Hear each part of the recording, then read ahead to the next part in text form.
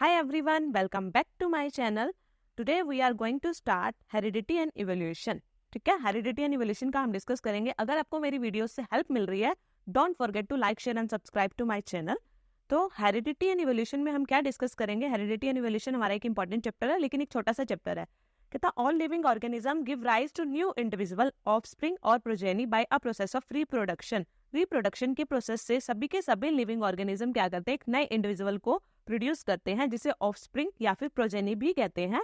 The offspring produced as a result is similar to their parent. जो offspring produce होता है, यानी कि जो प्रोजेनी प्रोड्यूस होती है, तो वो क्या होता है? एक तरह का अपने पेरेंट्स से सिमिलर होता है, बट नॉट आइडेंटिकल. सिमिलर तो होता है, सेम तो होता है, बट आइडेंटिकल सेम नहीं होता. कहने का मतलब है, मतलब हमारे पेरेंट्स से हम बिल्कुल सेम नहीं होते, कुछ कुछ मिलते हैं, कुछ कुछ आइडेंटिकल. मतलब बिल्कुल के कहने का मतलब, अगर मैं इसको नॉर्मल सी लैंग्वेज में बताऊं, कि आप अपने पेरेंट्स के जैसे कुछ तो दिखते हो, लेकिन ऐसा नहीं कि बिल्कुल सेम हम वैसे ही दिखते हैं.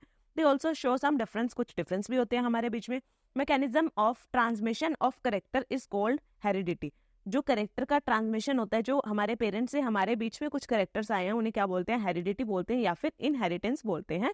और जो डिफरेंसेस होते हैं इंडिविजुअल के बीच में, उन्हें क्या बोलते हैं? वेरिएशन. क्योंकि वेरिएशन का मतलब ही क्या होता है? चेंजेस. जो चेंजेस होते हैं उन्हें वेरिएशन बोलते हैं, और जो करेक्टर्स हमारे अंदर आते हैं उनसे हेरिडिटी बोलते हैं. बोलते हैं ना हम कि अगर आप अपने मेरे पेरेंट्स के जैसे दिख रहे हो, आप अपने मम्मी के जैसे या अपने पापा जैसे दिख रहे हो, तो क्या बोलते हैं? हेरिडिटी है ये तो, कि इसकी मदर ऐसी है इसीलिए ये ऐसे है. ठीक है. Accumulation of variation during reproduction. जो वेरिएशन हुए हैं रिप्रोडक्शन के टाइम, उनको हम डिस्कस करेंगे. Now what is variation? Difference in the character और traits among the parents and their offspring. The offspring और the new individual of same species is called as variation. Normal सी language में बात करें तो वेरिएशन क्या होता है? जो डिफरेंस होते हैं हमारे कैरेक्टर में, हमारे पेरेंट्स से जो भी कैरेक्टर में डिफरेंस आते हैं, तो उसे क्या बोलते हैं? वेरिएशन बोलते हैं, चेंजेस बोलते हैं. Some amount of variation is produced during asexual reproduction, while the number of successful variation are maximized by the process of sexual reproduction. Sexual और असेक्सुअल का डिस्कस हमने अपनी लास्ट वीडियो में किया था, कंट्रोल एंड कोऑर्डिनेशन के chapter में. तो वहां हमने समझा था कि सेक्सुअल रिप्रोडक्शन क्या होता है, असेक्सुअल रिप्रोडक्शन क्या होता है. बट इन शॉर्ट बताना चाहूँ तो असेक्सुअल रिप्रोडक्शन में सिंगल पेरेंट इन्वॉल्व होता है, और सेक्सुअल रिप्रोडक्शन में क्या होता है? हमारा दो पेरेंट्स इन्वॉल्व होते हैं. ठीक है. Some amount of variation is produced during asexual reproduction. जो वेरिएशन होता है वो कहीं तो सेक्सुअल रिप्रोडक्शन और असेक्सुअल रिप्रोडक्शन दोनों में क्या होता है? रिस्पॉन्सिबल होता है. यानी जो वेरिएशन आती है वो इस हिसाब से हम डिस्कस कर रहे हैं. सॉरी, हम आगे डिस्कस करते हैं. देखो, इंपॉर्टेंस ऑफ वेरिएशन. जो वेरिएशन हो रही है वो होना क्यों जरूरी है? क्या जरूरत है इस वेरिएशन की? वेरिएशन है इसीलिए हम इवोल्यूशन को समझ पाएंगे. Depending on the nature of variation. Variation के नेचर पे डिपेंड करता है. Different individual of a species can have different advantage. हर किसी की अपनी अलग अलग एडवांटेज होती है. एक एग्जांपल से समझते हैं. Bacteria that can withstand heat will survive better in a heat wave. वो ऐसा बैक्टीरिया जो हीट में ही रह सकता है, वो हीट वेव में ज्यादा अच्छे से सर्वाइव कर पाएगा. Main advantage of variation to a species is that it increase the chances of its survival in a changing environment. ये वेरिएशन क्यों जरूरी है? क्योंकि किसी भी स्पीसीज के लिए उसके एनवायरमेंट के अकॉर्डिंग एडजस्ट करना या रहना क्या होता है? इंपॉर्टेंट होता है. फॉर एग्जांपल देखो, वेरिएशन की इंपॉर्टेंस के लिए मैं आपको बताती हूँ कि हम लोग जो थे वो पहले एक चिंपैंजी के जैसे दिखते थे. ठीक है. चिंपैंजी के जैसे दिखते थे. धीरे धीरे धीरे धीरे वेरिएशन होते होते होते अब हम कैसे, मतलब जैसा अब हम दिख रहे हैं वैसा हो गया. तो दिस इज वेरिएशन, और जिसको हम क्या बोल सकते हैं? इवोल्यूशन बोल सकते हैं. ठीक है. Now what is heredity? Heredity क्या होता है? Transmission of character from parent to offspring. जो पेरेंट से ऑफस्प्रिंग में करेक्टर का ट्रांसमिशन होता है उसे क्या बोलते हैं? हेरिडिटी बोलते हैं. ठीक है. अब एक वर्ड को समझते हैं, दैट इज ट्रेट. ट्रेट को अगर हिंदी में बोलना चाहूँ तो बोलते हैं गुण. ठीक है, गुण. Inherited trait. ट्रेट दो टाइप के होते हैं, इनहेरिटेड और एक्वायर्ड. इनहेरिटेड नाम से पता लग रहा है कि जो हमें रिसीव होते हैं हमारे पेरेंट्स से, और एक्वायर्ड क्या होता है? जो हम क्या करते हैं? खुद से ऑब्टेन करते हैं. इनहेरिटेड ट्रेट्स क्या है? Trait that are received from parents is called inherited. This can be passed on the next generation. जो हमारे पेरेंट्स में है, जो हमारी मदर में है, वो आगे हमारे में आए और हमारे से हमारे प्रोजेनी ऑफस्प्रिंग में जाते हैं. They occur due to change in DNA. और किसकी वजह से होते हैं? डीएनए की वजह से. नाउ एक्वायर्ड ट्रेट्स क्या होते हैं? Traits that are obtain during lifetime are called acquired trait. जो चीजें हम लाइफ टाइम सीखते जाते हैं उन्हें क्या बोलते हैं? Acquired traits. They can not be passed on the next generation. ऐसा वो नेक्स्ट जनरेशन में पास नहीं होते हैं, क्योंकि डीएनए का इसमें कोई इन्वॉल्वमेंट नहीं होता. हमारी हैबिट्स जो होती है, दैट इज एक्वायर्ड ट्रेट्स. ठीक है. हो सकता है मुझे टीचिंग का शौक है और मेरे आगे किसी, मतलब मैं अगर किसी आगे जनरेशन की बात करूं, मेरे बच्चों की बात करें, तो उन्हें टीचिंग का शौक हो, दैट इज नॉट इम्पोर्टेंट. ठीक है. Inherit traits leads to evolution. मैंने आपको बताया inherit trait leads to evolution, मतलब कुछ चेंजेस होकर क्या बन जाता है? इवोल्यूशन बन जाता है. They don't result in evolution. No shape, hair colour. Hair का कलर जो होता है, आईज का कलर जो होता है, वो इनहेरिट ट्रेट्स में आता है. Learning a new language. Play cricket, मतलब मुझे किसी को हो सकता है क्रिकेट खेलने का शौक हो, आगे उनके बच्चों को ना हो, दैट इज एक्वायर्ड ट्रेट्स. ठीक है. अब ऐसा नहीं कि इनके लिए कुछ रूल्स नहीं है, ऐसा नहीं कि हाँ ट्रेड्स आ रहे हैं तो उसके लिए कुछ रूल्स होते हैं। Rules of inheritance of traits जो किसने दिए थे, मेंडल ने दिए थे। मेंडल का एक कॉन्ट्रीब्यूशन है और ये चैप्टर का सबसे इंपॉर्टेंट पार्ट है। हमारे एक साइंटिस्ट ग्रीगोर मेंडल ने क्या किया था, इनहेरिटेंस के लिए कुछ रूल्स दिए थे, इसीलिए इन्हें फादर ऑफ जेनेटिक्स भी कहा जाता है क्योंकि इन्होंने जीन्स के ऊपर काम किया था। ये फर्स्ट साइंटिस्ट थे, मेक अ सिस्टमैटिक स्टडी बनाई थी पैटर्न ऑफ इनहेरिटेंस की। उन्होंने किसका यूज किया था, पी प्लांट का यूज किया था, जिसे प्राइजम सेटोवेम फॉर हिज एक्सपेरिमेंट्स, इसको इस नाम से भी जानते हैं। उन्होंने पी प्लांट्स का यूज किया था अपने एक्सपेरिमेंट्स के लिए। पी प्लांट्स का यूज क्यों किया था, क्योंकि पी प्लांट्स बहुत इजीली ग्रो करते हैं और बहुत सारी वेरिएशंस होती हैं, उसमें बहुत सारी वेराइटीज होती हैं, that's why. Mendel use different set of contrasting character of pea plants such as, उन्होंने टॉल पी प्लांट्स लिए और शॉर्ट पी प्लांट्स लिए, ठीक है। राउंड पीस लिए, मटर की बात हो रही है, रिंकल मटर लिए, ठीक है, शेप्स के अकॉर्डिंग, उनकी हाइट के अकॉर्डिंग और सीड के कलर के अकॉर्डिंग भी काम किया था। उन्होंने येलो कलर और ग्रीन कलर के सीड्स लिए थे। अब कुछ टर्म्स को पढ़ते हैं और फिर हम देखेंगे कि ग्रीगोर मेंडल जी ने किस हिसाब से इस रूल्स को समझाया है। उसके लिए आपको कुछ बेसिक डेफिनेशंस आनी चाहिए, ठीक है। फैक्टर्स क्या होते हैं, it is a segment of DNA, ये डीएनए का एक सेगमेंट है, that determines a particular character. Genes are represented by letter, जो जीन्स होते हैं उन्हें आप एक लेटर से रिप्रेजेंट करते हो। Capital letter show that the gene is dominant and small one is show that कि जीन क्या है, रिसेसिव है। एग्जांपल से समझते हैं। फॉर एग्जाम्पल हमारे सामने कोई टॉल प्लांट है और हमारे सामने कोई शॉर्ट प्लांट है, तो दिस इज डोमिनेंट क्योंकि डोमिनेंसी दिखा रहा है अपना, और ये क्या रहेगा, रिसेसिव। तो आप इसको कैपिटल टी से और इसको स्मॉल टी से रिप्रेजेंट करोगे, ठीक है। सेकेंड टर्म को समझते हैं, दैट इज एलील्स, ठीक है। एलील्स क्या होता है, एलील्स की बात करें तो एलील्स क्या रहता है, alternating form of a gene, gene की जो अल्टरनेटिव फॉर्म है उसे क्या बोलते हैं, एलील्स बोलते हैं। जैसे पी प्लांट की हाइट की बात हो रही है, देखो वही चीज हुआ ना, यहाँ पे बोला कैपिटल लेटर और स्मॉल लेटर से रिप्रेजेंट करते हैं, या अल्टरनेट फॉर्म है जीन की जिसको क्या बोलते हैं, एलील बोल देते हैं। डोमिनेंट एलील क्या होता है, रिसेसिव। आई होप आपको समझ आ गया होगा, बट फिर भी हम डेफिनेशन पढ़ेंगे। डोमिनेंट क्या होता है, dominant allele express itself in the presence और एब्सेंस ऑफ रिसेसिव एलील, मतलब खुद को प्रेजेंट करता है चाहे दूसरा है या नहीं है, मतलब इसकी प्रेजेंट में भी इसको हम कैपिटल डी से डिनोट करते हैं और इसकी एब्सेंस में भी हम इसे क्या करते हैं, कैपिटल डी से डिनोट करेंगे, मतलब उसके पास डोमिनेंसी है। रिसेसिव क्या रहेगा, recessive allele is able to express itself only in the absence of a dominant allele. जो रिसेसिव रहेगा यानी जो छोटे वाला प्लांट रहेगा, एग्जाम्पल की बात कर रहे हैं हम, अगर जो छोटे वाला प्लांट रहेगा वो सिर्फ अपने आप को तब एक्सप्रेस कर पाएगा जब ये वाला बड़े वाला ट्री नहीं होगा, ठीक है। Now what is genotype, but genotype को समझने से पहले मैं आपको फेनोटाइप बताती हूँ।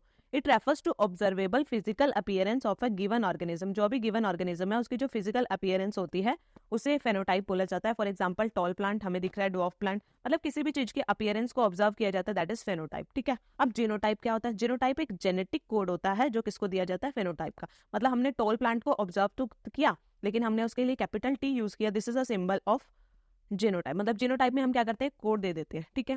Now what is homozygous, homozygous क्या होता है, एक ऐसी condition in which both the genes of same type are present, हमारे पास दोनों जीन्स क्या होता है, सेम टाइप के प्रेजेंट होते हैं, उसे आप क्या बोलते हो, जीनोटाइप बोलते हैं। जैसे दोनों टी है, कैपिटल टी यानी डोमिनेंसी है, दोनों स्मॉल है, इस हिसाब से कि दोनों ग्रीन हम यूज कर रहे हैं पीस, दोनों रिंकल यूज कर रहे हैं, इस हिसाब से इसे बोलते हैं होमो। होमो का मतलब ही क्या होता है, सेम, ठीक है।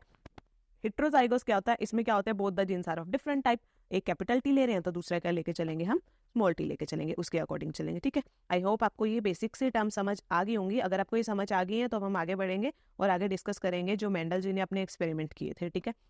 इन्होंने दो टाइप से इसको एक्सप्लेन किया है। First one is mono hybrid cross करवाया इन्होंने। मोनो हाइब्रिड क्रॉस में क्या करेंगे, cross between two P plants with one pair of contrasting character is called mono. Mono का मतलब क्या होता है, वन, ठीक है। जो वन पेयर लिया, कोई एक कैरेक्टर लेके उसको आपस में कंपेयर किया या कंट्रास्ट किया तो उसे बोलेंगे मोनो हाइब्रिड क्रॉस। इनका एक्सपेरिमेंट क्या था इसे समझते हैं, आपको इजीली समझ आ जाएगा क्योंकि आपके लिए रिवीजन लेक्चर है तो मैं बहुत फास्ट आपको करवा रही हूँ ताकि आपको एग्जाम में हेल्प मिल सके अपने टॉपिक को रिवाइज करने के लिए, ठीक है। एक्सपेरिमेंट में क्या किया, Mendel selected true breeding toll P plant. उन्होंने क्या किया, जो बड़े वाले पी प्लांट थे उसे क्या करा, सिलेक्ट किया, यानी टॉल पी प्लांट लिए और साथ में क्या लिए, छोटे वाले पी प्लांट लिए। टॉल वाले के लिए अभी मैंने आपको बताया था कि यूज होता है कैपिटल टी, छोटे वाले के लिए क्या यूज होता है, स्मॉल टी, ठीक है। The plant formed as a result of the cross represented first filial और F1 जनरेशन। जब इन दोनों का क्रॉस करवाया गया तो जो हमारे पास एक तरह से रिजल्ट आया उसे क्या नाम दिया, F1 जनरेशन दिया।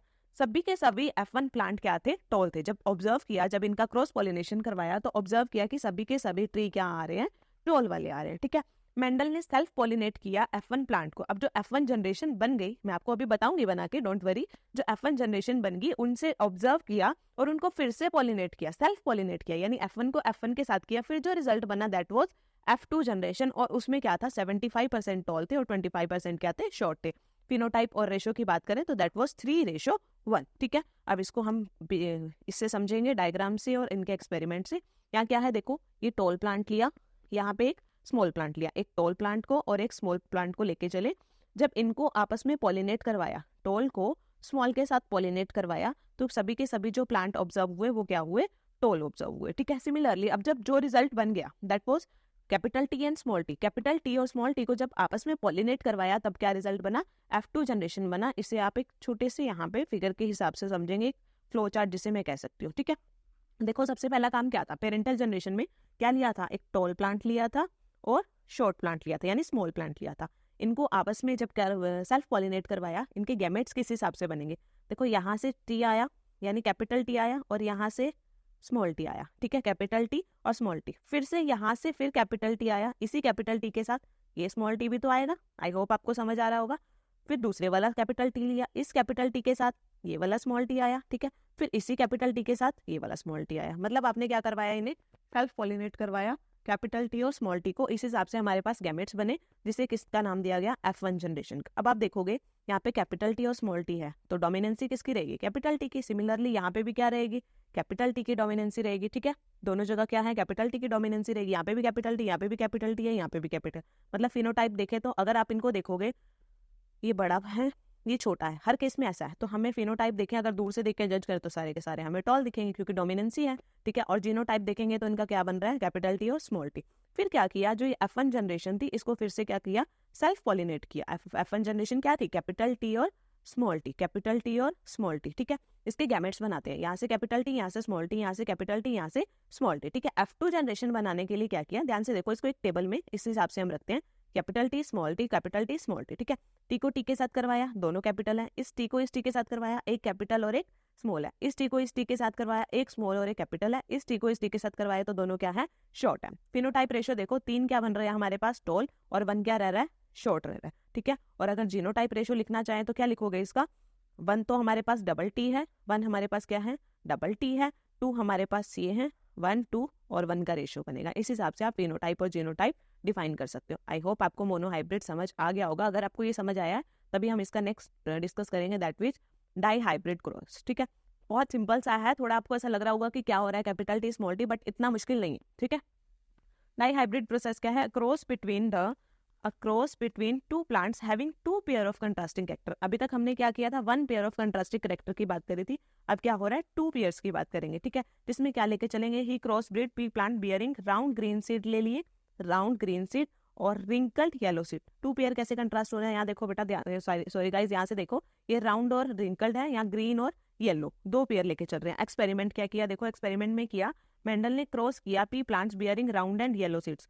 राउंड को रिप्रेजेंट कर रहे हैं कैपिटल आर से और येलो को रिप्रेजेंट कर रहे हैं कैपिटल वाई से। ठीक है, रिंकल को रिप्रेजेंट कर रहे हैं स्मॉल आर से और ग्रीन को रिप्रेजेंट कर रहे हैं स्मॉल वाई से। फिर से रिपीट कर रहे हैं, राउंड एंड येलो कैपिटल रहेंगे लेटर, रिंकल्ड एंड ग्रीन में क्या रहेंगे, स्मॉल रहेंगे लेटर। ठीक है, he obtain F1 generation with all pea plants having round and yellow. जब उन्होंने इसको पॉलिनेट करवाया तो जो फर्स्ट हमारा बना वो F1 जनरेशन बना, फिर से उसको पॉलिनेट करवा के क्या बनता है, F2 जनरेशन बनता है। ये आपको मोनोहाइब्रिड से भी क्लियर हो गया होगा। यहाँ एक्सपेरिमेंट के थ्रू समझते हैं, क्या था, राउंड और येलो लिया, कैपिटल आर कैपिटल वाई। ठीक है, राउंड और येलो लिया और यहाँ से क्या लिया, small R small Y, wrinkled और ग्रीन। यहाँ से क्या गैमेट्स बन सकते हैं, यहाँ से देखो एक जगह से एक ही हम पिक करके चलते हैं, इस हिसाब से क्या बनेगा, यहाँ पे कैपिटल आर और कैपिटल वाई बनेगा। फर्स्ट गैमेट देखो ध्यान से, क्या है, कैपिटल आर और कैपिटल वाई रहेगा। ठीक है, sorry for the disturbance, actually ये प्रॉब्लम आ रही है थोड़ी सी, ध्यान से देखो क्या है, राउंड और येलो, कैपिटल आर और capital Y, wrinkled and green, small R and small Y. ठीक है, यही है हमारे पास।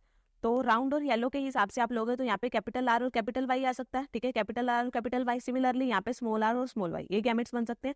लेकिन जब हम इनको F1 जनरेशन बनाएंगे, जब इसको करके देखेंगे तो किस हिसाब से होगा, ये देखिए यहाँ पे, अब मैं आपको बताती हूँ, सॉरी यहाँ बताती हूँ। ठीक है, F1 generation capital R small R Y करेंगे, इसको इससे इसके ही साथ करेंगे, capital R capital Y small Y. ठीक है, यहाँ से इसको इसके साथ करेंगे, capital R capital Y small Y. ठीक है, यहाँ से फिर इसको इसके साथ करेंगे, capital R capital Y small Y. फिर यहाँ से इसको इसके साथ करेंगे, capital R capital Y small Y. अगर आप इसको ध्यान से देखोगे और ऑब्जर्व करोगे तो आपके पास क्या हो रहा है, यहाँ पे डोमिनेंसी किसकी रहेगी, राउंड और येलो की, क्योंकि जो हमें कैपिटल लेटर्स दिख रहे हैं वो डोमिनेंसी को शो करते हैं, वहां से हम फिनोटाइप अपना लिख सकते हैं राउंड और येलो, ठीक है। फिर इन्हें क्या करता है, सेल्फ पॉलिनेट करता है। सेल्फ पॉलिनेट मतलब यहाँ से इसको पिक करके capital R capital Y small Y को इसको खुद के साथ पॉलिनेट करवाता है, ठीक है।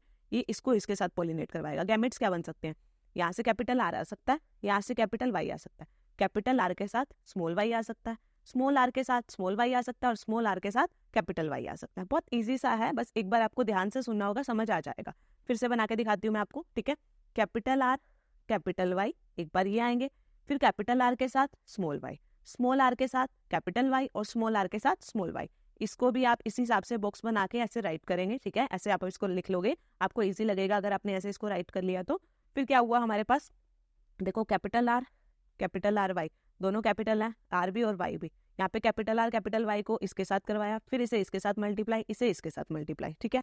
फिर सेकंड स्टेप में इसे इसके साथ मल्टीप्लाई, यहाँ से इसे इसके साथ मल्टीप्लाई, मतलब ऐसे ऐसे आप करके जब इसको मल्टीप्लाई करके लिखोगे तब आपको समझ आ जाएगा कि एक्चुअल में करना क्या है। और गाइज आपको इसकी प्रैक्टिस करनी होगी, क्योंकि अगर आप इसको प्रैक्टिस नहीं करोगे तो आपके लिए मुश्किल हो जाएगा इसे पेपर में अटेम्प्ट करना, ठीक है। बहुत ईजी सा रहेगा। और जब आप इसको देख के जज करोगे, मैंने आपके लिए इसको ऐसे कलर में लिखा है, आपको यहाँ दिख रहा होगा कि हमारे पास ये जो है 1 2 3 4 1 2 3 4 5 6 7 8 9, 9 तो राउंड और येलो है। उसके बाद रिंकल्ड एंड येलो को मैंने पिंक कलर से लिखा है, ये हमारे पास 3 है। सिमिलरली राउंड एंड ग्रीन भी हमारे पास क्या है, 3 है। और रिंकल एंड ग्रीन क्या है, हमारे पास 1 है, ठीक है। इस हिसाब से आप इसका फिनोटाइप और जीनोटाइप लिख सकते हैं। आई होप आपको समझ आ गया होगा। नेक्स्ट देखते हैं मेंडल्स लॉ। मेंडल ने अब कुछ रूल्स के साथ साथ कुछ लॉ भी दिए थे। First law is law of dominance. Law of dominance क्या कहता है, Mendel law of dominance state that in a heterozygote क्या था, जिसमें अलग अलग हम गैमेट्स लेके चलते थे, one trait will conceal the presence of another. Dominance का मतलब ही यही होता है कि एक चीज दूसरे को क्या कर देती है, कंसील कर देती है। मतलब ये अगर दिख रहा है तो हमारा ध्यान ऑटोमेटिक, देखो हमारे सामने 2 पर्सन है, एक की हाइट बहुत अच्छी है, बहुत टॉल है, और दूसरा बहुत छोटा है, तो हमारा ध्यान टॉल वाले पास जल्दी जाएगा, ठीक है, तो टॉल रहेगा, ठीक है। तो वन ट्रेट क्या करेगा, दूसरे को क्या कर देगा, कंसील कर देगा। तो यहाँ पे हम टॉल को ही प्रेफर देते हैं, ठीक है। सेकंड लॉ कहता है लॉ ऑफ सेग्रीगेशन। सेग्रीगेट का मतलब क्या होता है, अलग करना। When an organism make gametes, each gamete receive just 1 gene copy. हर एक गैमेट एक ही कॉपी रिसीव कर सकता है। अभी हमने ऊपर भी डिस्कस किया, अगर आप capital R small R capital Y और स्मॉल वाई लेके चल रहे थे, तो यहाँ से अगर इसको ले रहे थे तो यहाँ से ऐसा लेके चल रहे थे, ठीक है। एक साइड यहाँ, एक यहाँ, एक यहाँ, एक यहाँ, इस हिसाब से हम कर रहे थे, ठीक है। थर्ड लॉ है लॉ ऑफ इंडिपेंडेंट असॉर्टमेंट, जो क्या कहता है, Mendel law of independent assortment that the alleles of 2 more different genes get sorted into gametes independently of one another, ठीक है।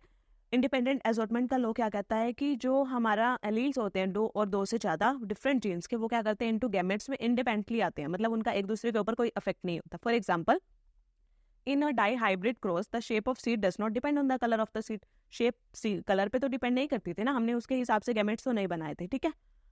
अब नेक्स्ट देखेंगे how do trait gets express. जो ये ट्रेट्स हैं वो एक्सप्रेस कैसे होते हैं, ठीक है। इनको, ये छोटा सा टॉपिक है, इसको डिस्कस करते हैं। Cellular DNA is the information source for making protein in the sales.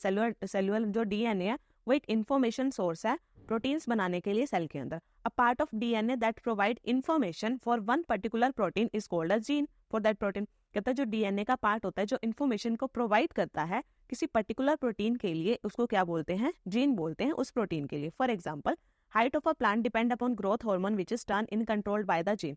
जो प्लांट की हाइट है वो किस पे डिपेंड करती है, ग्रोथ हार्मोन के ऊपर, which is turn in control by, जो कौन कंट्रोल करता है, जीन्स कंट्रोल करता है। If the gene is efficient and more growth hormone is secrete, the plant will grow tall. If the gene get altered and less hormone secrete होंगे तो plant क्या रह जाएगा, शॉर्ट रह जाएगा। इसलिए जीन्स क्या करते हैं, कंट्रोल करते हैं कैरेक्टरिस्टिक और ट्रेड्स को। हमने ये टॉपिक का नाम यही था कि जो ट्रेड्स होते हैं वो कैसे एक्सप्रेस्ड होते हैं, तो वो कौन कंट्रोल करता है, जीन्स कंट्रोल करते हैं। अब इस चैप्टर का last topic that is sex determination.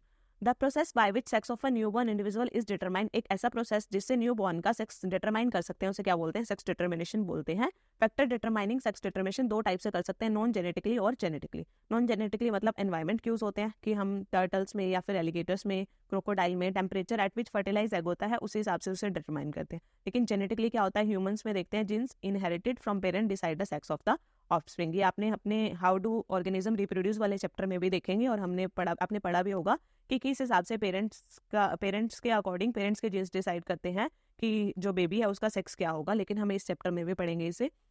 Sex determination in human being. In human sex of the child depend on the father और we can say the male gametes that fuse with the female gametes. अगर humans की बात करें तो baby का sex किस पे depend करता है, मेल पे डिपेंड करता है, यानी फादर पे डिपेंड करता है। ह्यूमन पोजेसेस 23 पेयर्स होते हैं क्रोमोसोम्स के, out of which 1 pair comprises the sex chromosome. XX chromosomes होते हैं फीमेल्स में, परफेक्ट पेयर होता है, और XY होते हैं मेल्स में, जिसे मिक्स मैच पेयर के नाम से जानते हैं, ठीक है। At the time of fertilization the egg cell fuse with sperm resulting in the form of a zygote. Fertilization के टाइम क्या होता है, मेल का स्पर्म जो करता है वो फीमेल के एग को क्या करता है, फर्टिलाइज करता है, जिससे क्या फॉर्म होता है, ज़ायगोट फॉर्म होता है, ठीक है। इस ज़ायगोट में अब यहाँ से आपको देखे फर्टिलाइजेशन के टाइम क्या होता है, if the egg cell carrying X chromosome fuses with sperm carrying X. अगर फीमेल का जो एग है वो एक्स क्रोमोसोम स्पर्म के साथ फर्टिलाइज होता है तो बेबी क्या होगा, गर्ल होगा, यानी ऑफस्प्रिंग क्या होगा, गर्ल होगा। लेकिन अगर एग जो सेल है वो carrying X chromosome fuses with sperm Y, अगर मेल का वाई स्पर्म कैरिंग क्रोमोसोम होता है तो उससे क्या होगा, बेबी क्या होगा, बॉय होगा। मतलब it only depend on male पे डिपेंड करता है कि जो बेबी है उसका सेक्स क्या होगा। आई होप आपको मेरी वीडियो आपकी रिवीजन में अच्छे से हेल्प कर रही होंगी। If you like my video, if you like my content, don't forget to like, share and subscribe to my channel.